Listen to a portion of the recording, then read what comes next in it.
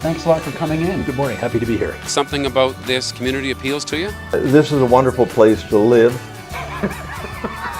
For Kelowna Now, this is Kent Mulgat. And we're joined by Rosemary Thompson, musical director and conductor for the Okanagan Symphony. And you apparently are about to embark on the first program of the season. Tell us about it. The 3 Bs. The 3 Bs, and people are thinking, what the heck are the 3 Bs? Right. If anyone that's ever taken piano lessons or dabbled a little bit in concert band or loves listening to classical music might recognize the moniker. It stands for Bach, Beethoven, and Brahms. Right. And probably Bach and Beethoven people will have heard of, Yes. even if they're not In the hallway just before, somebody said Bach, Beethoven, and they got stuck. And they get stuck on the third one. Yeah. Brahms, Johannes Brahms. Yes. is He's his name. the third of those 3 He's to the come third of along. those 3. And so what's cool about these 3 composers is they didn't live in each other's lifetime. They were from 3 different eras.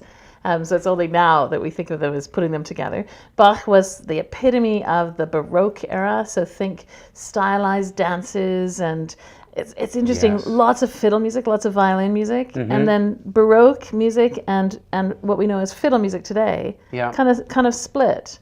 But they have the same roots, which is in the dance. And so it's very, very accessible, really lovely, rhythmic and jaunty kind of music. And then Beethoven, you think of Beethoven as this gruff personality, just so explosive in his personality, but he had a very lyrical side as well. And he was in the classical era, so about 100 years after Bach, Okay. 75 years after. And so his music was much more stylized so that it's melody and harmony and rhythm. That's how music had changed then, from being the dance where everything was mixed together. And then you move into Brahms, and he was from the Romantic era. And now is much more about poetry and wearing your heart on your sleeve, and the era of the hero and nature. And so not just about stylized music or formal music, but about expressing things that are in nature. So they're 3 very different styles, but we think of them as the epitome of each of those styles. So if somebody goes to attend the symphony, whether it's in Kelowna on Friday, Friday.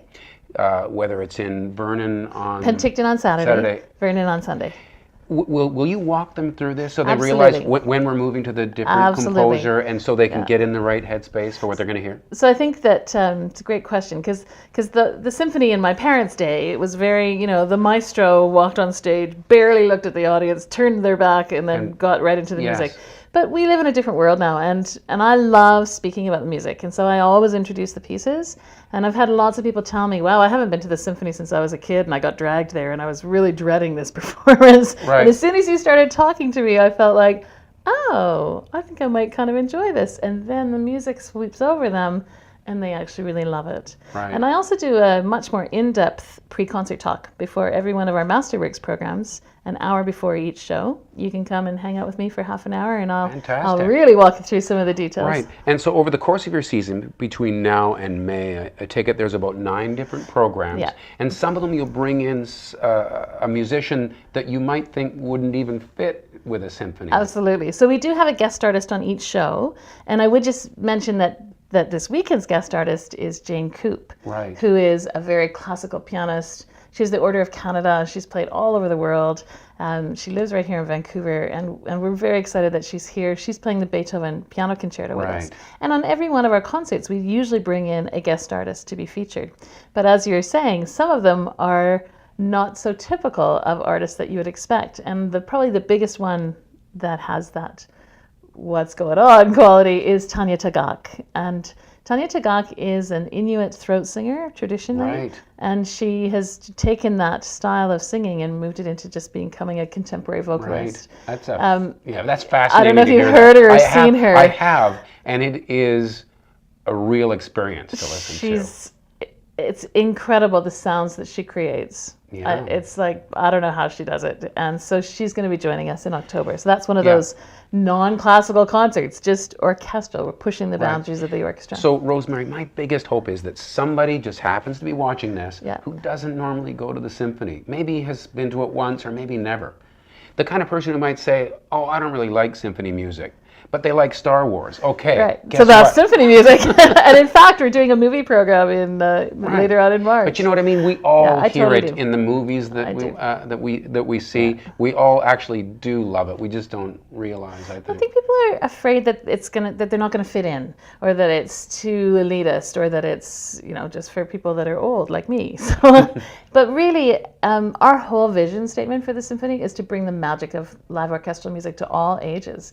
And I think that if you love music, if you love melodies, and you love really great rhythms, you should give the symphony a try, because it's just each composer has this huge. Think of it as a painter's palette. And I've got my oboe here, my flute here, and I'm going to put a little bit of that in. And so what it does is it stretches the boundaries with that many instruments to be able to create all kinds of fascinating music. And it's also acoustic music, so we're so used to everything being plugged in now. Right. If you're someone that loves to hear that acoustic sound, you feel the reverberation when you see it live. You Right. feel the basses in your heart, and you feel the essence of the sound swirling around you with that many players making acoustic sound. So Right. it's a unique experience. All of our concerts are quite different. They're sort of focusing on different repertoire, or different guest artists, or different styles of music. So even if you've been to a symphony concert before and you thought, yeah, not for me, come and give us one more try. Yeah, it must be so amazing for you to stand there and you just reach your hand over here and up rises that section. Yeah. I mean, it must be an amazingly powerful experience. I had to the actually, greatest job in the world. It does seem like a pretty good one. It is a great job. I can remember when I first started conducting, I was really bad, as most beginning conductors are, because you have to practice on the Right. instrument, which is the orchestra. I can remember the first time that I thought, oh, I want the basses to be doing a little bit different style and articulation here. And so I changed what I was doing with my hand, and I heard the change. And I was like, ah, I've arrived. It was a really, really exciting, very memorable moment for me. I bet. Yeah.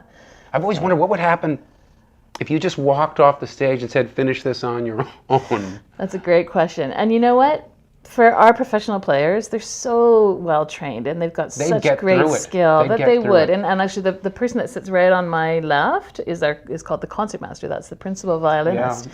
And so they're really trained in leading as well.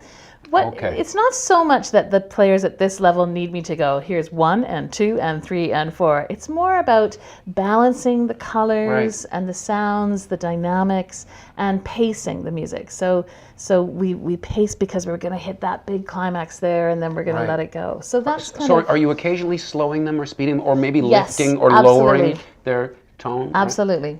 Without question. Those are great questions, Kent. Yeah, well, you got it. I sometimes, I would just love it if you would just take someone like me and just throw them up there and say, conduct it. Well, we've done that, actually, and it's very fun. It's very fun. We will do more of that. And see how badly that would be so much fun. Anyway, so it's a Friday, Saturday, Sunday, Kelowna, Penticton, Vernon weekend with Jane Coop, the Order of Canada pianist. Yeah, she's fantastic. To kick off what sounds like a great season. Thanks for coming Thank in you and so telling much us for about having it. me. Thanks. Rosemary Thompson, music director and conductor of the Okanagan Symphony Orchestra. Check out their great music, and thanks for watching Kelowna Now.